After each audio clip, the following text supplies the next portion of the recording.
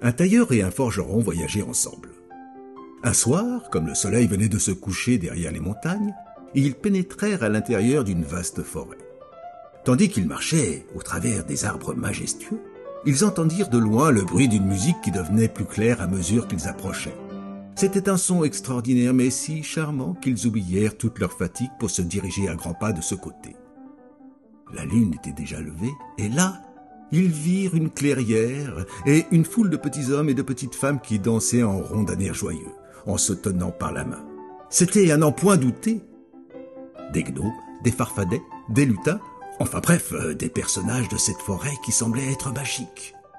Ils chantaient tous en même temps, d'une façon ravissante, et c'était cette musique que les voyageurs avaient entendue.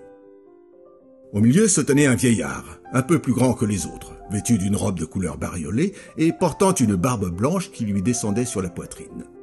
Les deux compagnons restaient immobiles d'étonnement en regardant la danse. Le vieillard leur fit signe d'entrer, et les petits danseurs ouvrirent leur cercle. Le forgeron entra sans hésiter. Il avait le dos un peu rond et il était hardi comme tous les bossus.